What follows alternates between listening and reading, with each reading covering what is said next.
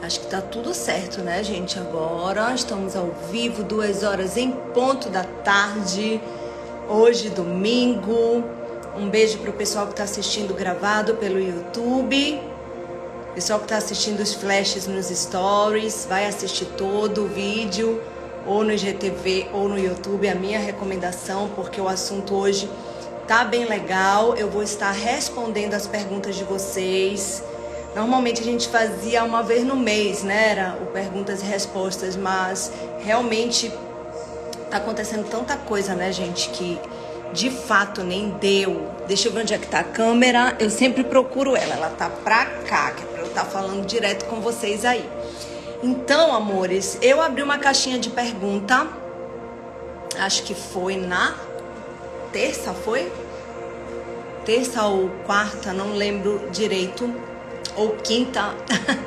Eu sei que escolhi as melhores para estar respondendo e também as que eu não respondi aqui, as que eu não vou responder aqui, melhor dizendo, no ao vivo, eu respondi lá na própria caixinha do meu Instagram.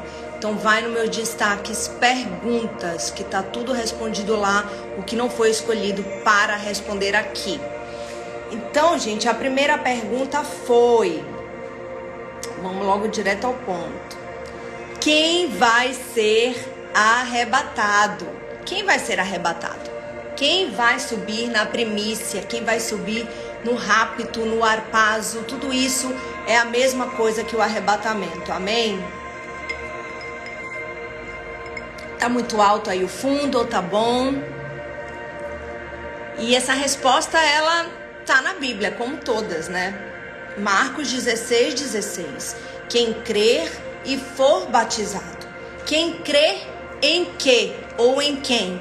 Quem crê em Jesus como seu único, suficiente, exclusivo Salvador. Batizado significa arrependimento, nascer de novo. Existe um ato simbólico para o início disso? Existe, que é o batismo nas águas. Mas hoje, gente, depois de 9 anos caminhando com o Senhor, eu vi que é só um ato simbólico mesmo. Não adianta ter uma mega festa na igreja que te batizou, se você não realmente se arrepender e daquele dia em diante mudar os seus caminhos. Eu, por exemplo, 1 ano depois do meu batismo nas águas, já não bebia mais, não fumava mais cigarro, não beijava mais nem na boca. Então, realmente, comigo a caminhada foi rápida, porque eu quis me arrepender. Eu quis obedecer tudo que o Senhor foi me direcionando daquele tempo em diante. Por isso que eu digo, quem crer e for batizado, você vai declarar no batismo nas águas que Jesus é o seu Senhor. E então, Ele vai te batizar com fogo e arrependimento. Como a gente vai ver mais lá pra frente, teve uma outra pergunta relacionada ao batismo com fogo, tá bom? Então, tá em Marcos 16:16. E quem não vai ser arrebatado? Apocalipse 22:15, no próprio verso 16 fala lá, né? Mas quem não crer será condenado. Então, além de não crer em Jesus, tem uma categoria mais específica que fala quem não vai ser arrebatado, que vai estar em Apocalipse 22:15. Deixa eu só confirmar aqui se é ainda no 16 que a palavra fala isso. Deixa eu só confirmar aqui pegando o gancho. Marcos 16, ou se já é no 17. É isso mesmo, tem uma vírgula, né, no versículo 16 de Marcos, capítulo 16. Mas quem não crer será condenado. E quem será condenado? Tá escrito aqui também, vamos ler. Apocalipse 22:15. Ficarão de fora os cães, os bruxos e ocultistas, os que cometem imoralidades sexuais, os assassinos, os idólatras e todos os que amam e praticam a mentira. Todos os que amam, perdão que falhou a voz, e praticam a mentira. Quem são os cães? Sempre me perguntam isso, né, meus amores? Os cães são aqueles que cometem pecados nojentos mesmo, abomináveis. Eu coloco aí a pedofilia, o incesto, pecados assim que assim, a pessoa tem que dar muita margem mesmo pro diabo entrar com essas coisas mais nojentas, né, irmãos? Apesar de não existir pecadinho nem pecadão, mas os cães são os que cometem pecados nojentos, sabe? Pecados assim, totalmente sem senso de justiça, sem senso de bondade, mas já totalmente tomados pela frieza que o diabo traz quando ele invade uma alma, através, é claro, de brechas que a gente dá. Ele não vai entrar se não tiver brecha. Ele é como um ratinho filhote que a gente chama de catita. Ele é como uma baratinha. Qualquer brechinha entra e faz estrago, tá bom? Então, os cães, os bruxos e ocultistas, os que cometem imoralidades sexuais, por que que ele diferenciou aí? O próprio Senhor Jesus fala aí, né? Para João, em Apocalipse 22. Ele diferenciou imoralidade sexual dos cães. Porque a imoralidade sexual já é o sexo fora do contexto do casamento. Então, o sexo no namoro já é uma imoralidade sexual. O sexo sem ser casado, o adultério, isso tudo é imoralidade sexual. Mas para ser mais nojento que isso, realmente a pessoa já está na categoria dos cães. Então, é todo tipo de pecado nojento. Tá? Eu dei 2 exemplos aí, mas tem vários. Além de incesto, pedofilia, tem vários aí, tá bom? A terceira pergunta, os selos já foram abertos? Eu creio que não, meus amores. Eu creio que não. Por quê? Somente após o arrebatamento. Então vamos para a Bíblia para a gente provar isso. Onde é que estão os selos na Bíblia? Onde é que está escrito sobre eles? Apocalipse 6, 7 e 8. Então eu te recomendo ler esses 3 capítulos, tá bom? O 6, o 7 e o 8, que vai falar de todos os selos, o que vai acontecer quando cada um deles forem abertos. Mas eu acredito assim, após arrebatar a igreja, o Senhor liberará o mundo para Satanás. Então, Satanás vai reinar nos 7 anos, liberado pelo próprio Deus.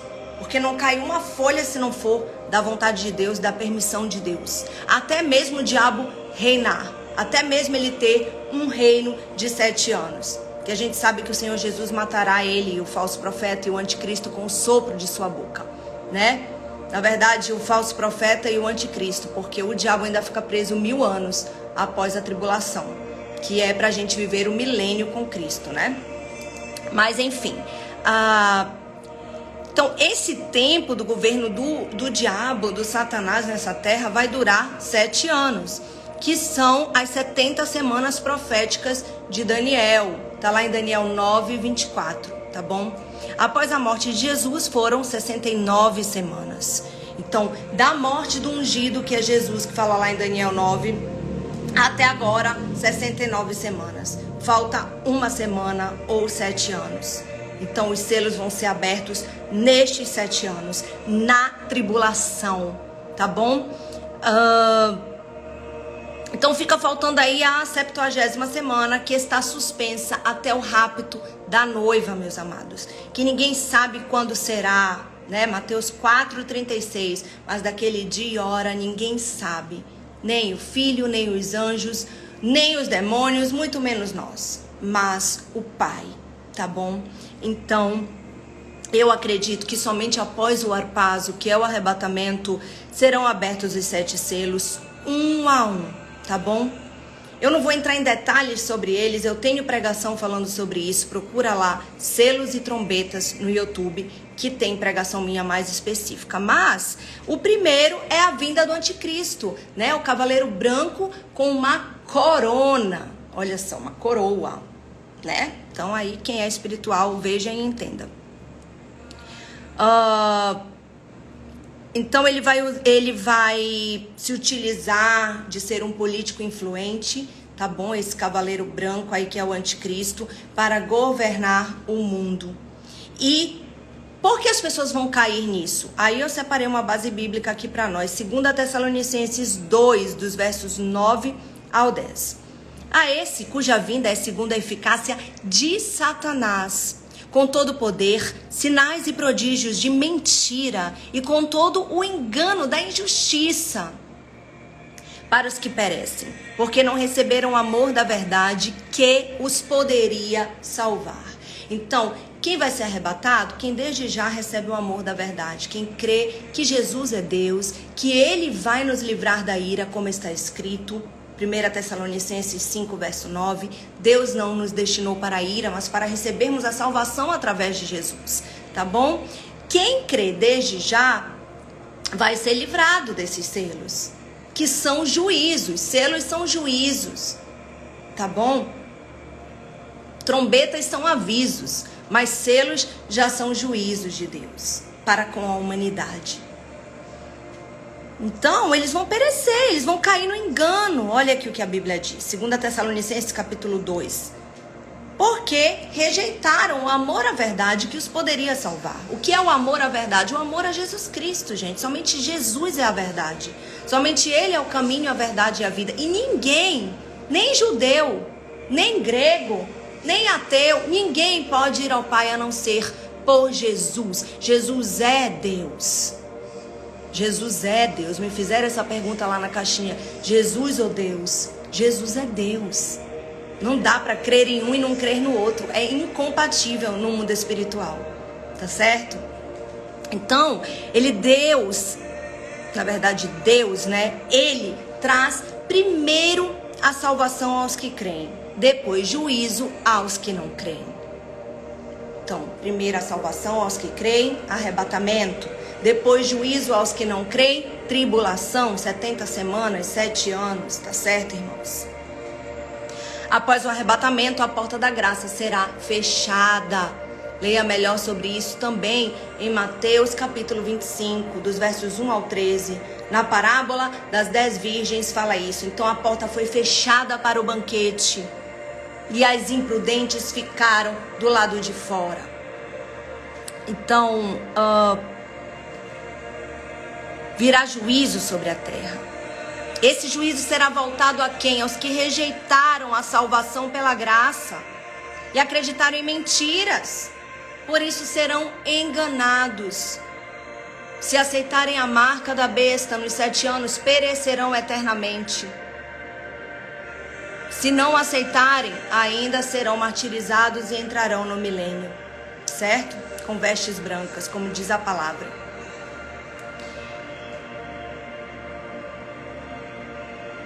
2 Tessalonicenses 2, verso 12. Para que sejam julgados todos os que não creram na verdade, antes tiveram prazer na iniquidade. Então, isso que vai acontecer após os selos. Então, a pergunta, os selos já foram abertos? Na minha opinião, não. Na minha opinião, não. Na minha opinião, serão abertos após o arrebatamento, tá? Na tribulação. A quarta pergunta, gente, toda vez tem isso, né? Meu Deus do céu, vocês não se conformam de eu ser tão feliz solteira, de eu ter paz na minha vida, sabe? De eu não precisar de um relacionamento para ser feliz, para tocar o meu ministério, para ter uma cobertura espiritual. Mas eu vou responder, e agora, como sempre, eu vou botar base bíblica. É um dos vídeos mais vistos no meu canal, gente. Por que nunca casei? O povo não se conforma. Acho que não vai se conformar nunca. Meu Deus do céu. Entendeu? Mas vamos lá. O que fazer para te conquistar como esposa? Se você for ver, essa pergunta é até boa, porque já fica logo sabendo. Não é, gente? Então, vamos lá. Precisa chegar mais longe do que cheguei com Jesus. E olha que eu cheguei longe, né? Espiritualmente. A gente não tá falando... Filadélfia, ela tem pouca força mesmo. Não tô falando que cheguei longe de ter 1 milhão de seguidores. Sabe, gente? Não. Tô falando espiritualmente. Tô falando do que a traça e a ferrugem não consomem. Então, precisa chegar mais longe do que eu cheguei com Jesus. Precisa fazer tudo o que eu faço na obra de Deus, só que melhor do que eu. E olha que eu coloco todo o meu amor, toda a minha perfeição na obra de Deus. Quem me acompanha sabe. Além de poder me dar todo o conforto financeiro que meus pais me dão. No tempo de solteira, né? Gênesis 2:24 diz, meus amados: deixará o homem pai e mãe e se unirá à sua esposa. e eles se tornarão uma só carne. É o que a gente tem visto por aí? Nem sempre. Então isso é muito importante. Deixará pai e mãe. Eu só deixo pai e mãe. Eu tenho 35 anos. Tem gente que me pergunta, por que você não mora só? Porque a Bíblia me respalda. Deixará o homem pai e mãe. Enquanto eu não for casada, a Bíblia me respalda. Eu sou solteira. Meus pais têm sim responsabilidade sobre mim, enquanto eles forem vivos. E no meu contexto ainda mais, porque eles são minhas autoridades espirituais, são meus pastores. Certo? Então tem que deixar. Não tem essa de morar com sogra, não tem essa de usar carro de mãe. Meu marido tem que ter o carro dele, meu marido tem que ter a casa dele, sabe? Claro, vai visitar pai e mãe, vai ter uma boa relação com o pai e a mãe dele, eu vou ter com os meus pais, mas não é viver junto, gente. Deixará o homem pai e mãe. Tá tudo muito pervertido hoje em dia, sabe?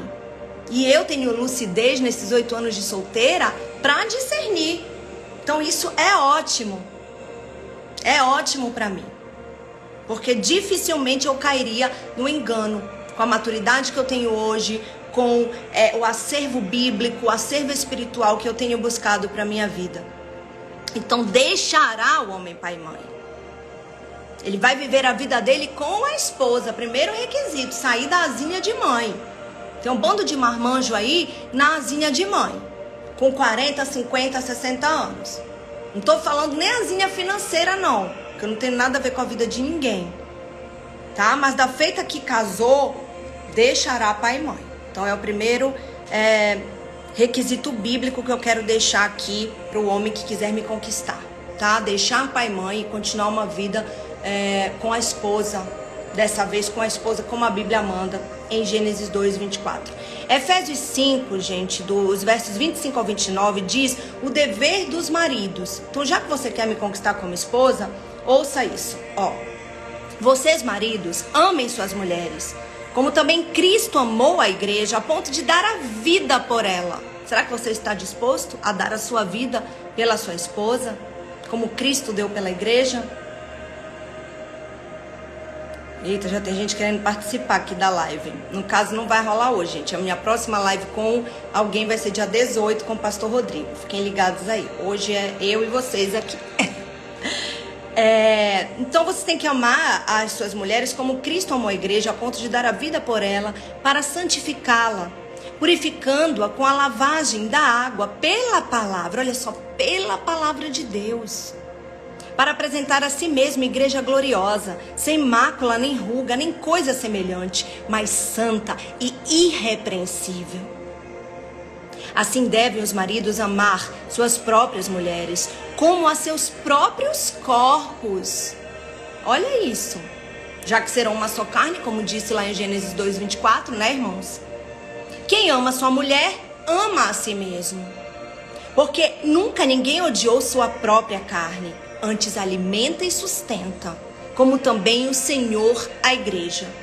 Então, tem sim que arcar financeiramente com a esposa, porque está escrito, não é o que o mundo diz, é o que a Bíblia diz, não é o que a sociedade diz, é o que a palavra de Deus diz. Tá escrito.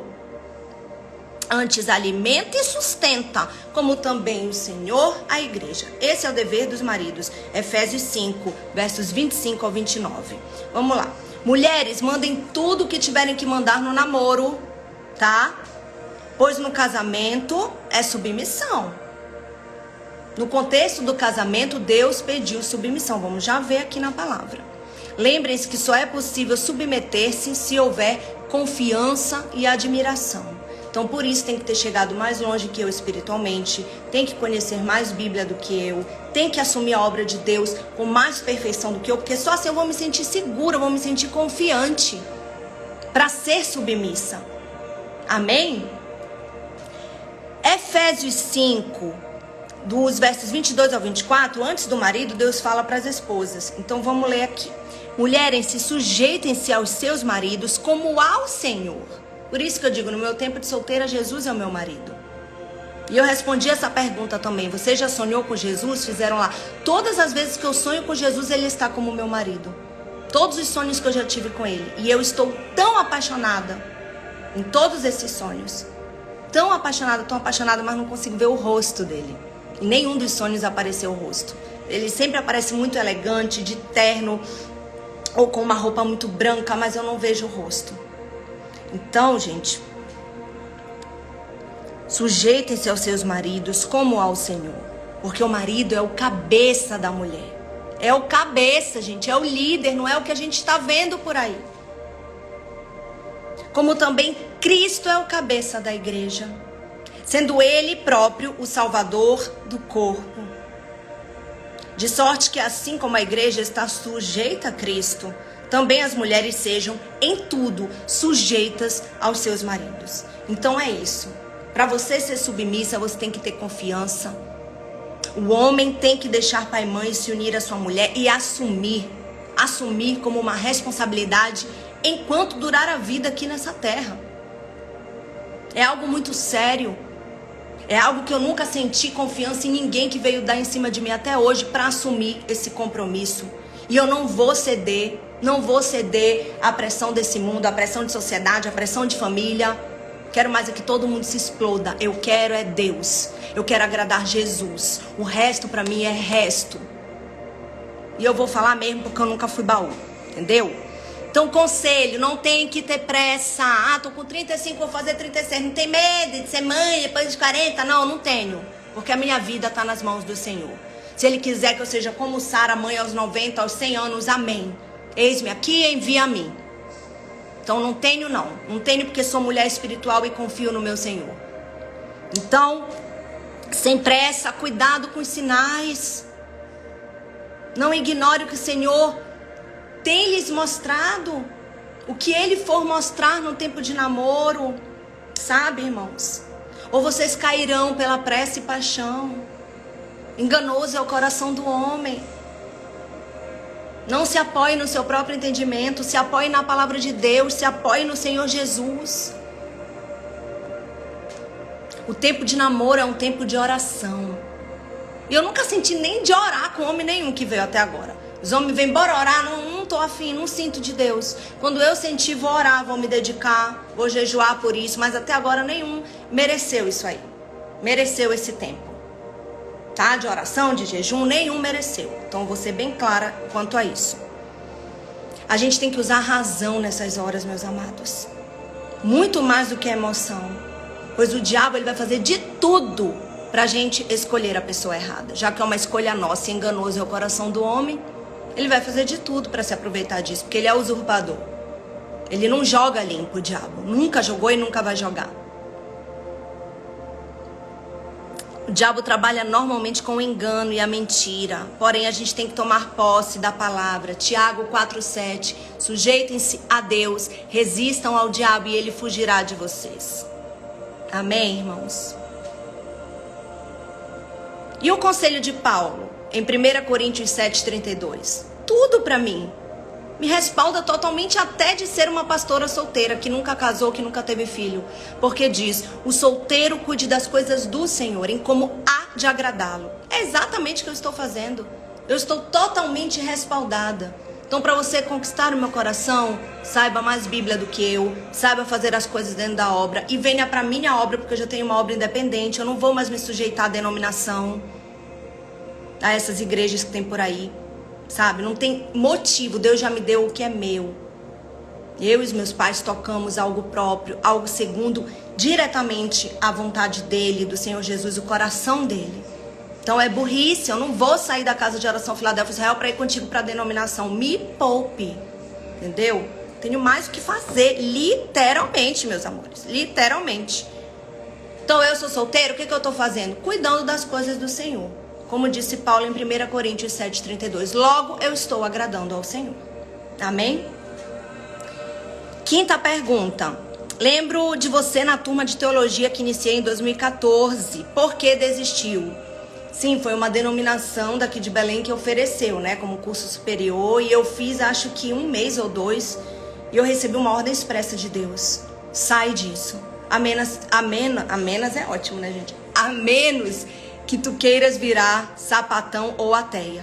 Nada contra quem quer virar sapatão, cada um sabe de si. Nada contra quem quer virar ateia, mas eu não quis. Talvez o conhecimento, a parte da teologia que estuda também não só a Bíblia, mas a história, o contexto dos homens ali, fosse me perverter.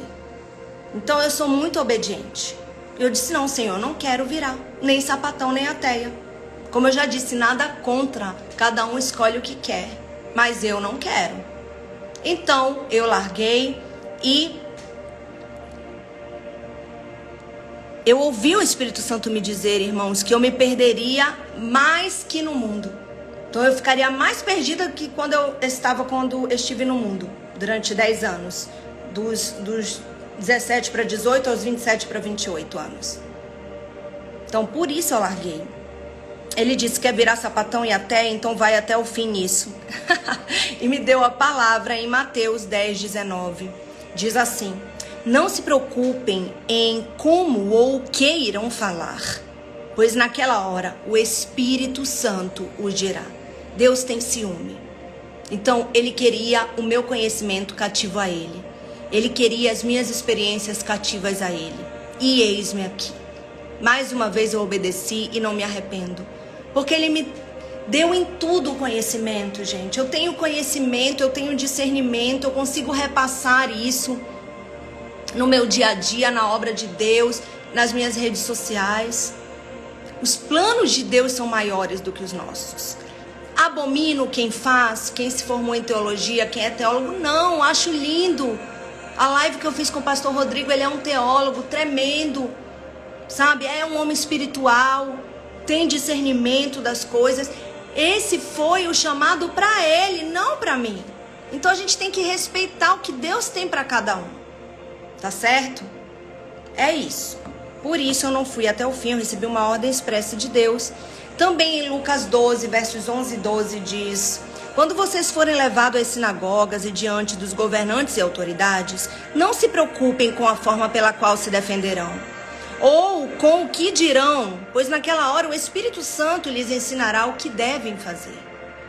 Então, se for pregar numa sinagoga, se for pregar numa igreja, se for pregar em qualquer lugar, é o Espírito Santo. Ele não vai nos envergonhar. Ele nunca me envergonhou. Pelo contrário, ele tem me estabelecido para um propósito e eu tenho cumprido. Amém? Glórias ao Senhor Jesus. Também separei aqui Gálatas 3, versos 3 ao 6. Será que vocês são tão insensatos que, tendo começado pelo Espírito, querem agora se aperfeiçoar pelo esforço próprio? Olha isso, gente. Será que foi inútil sofrerem tantas coisas? Aquele que lhes dá o seu Espírito e opera milagres entre vocês, realiza essas coisas pela prática da lei ou pela fé com a qual receberam a palavra? Considerem o exemplo de Abraão. Ele creu em Deus e isso lhe foi creditado como justiça. O preço não é ser teólogo. O preço é crer e ser batizado. O preço é crer em Jesus como Salvador. E se arrepender é nascer de novo. Então tá tudo dentro da palavra, a minha vida, o meu chamado, a minha obra para Deus. E amém. É isso que importa. E a última pergunta, vamos lá. Batismo nas águas ou com fogo? Qual mais te marcou?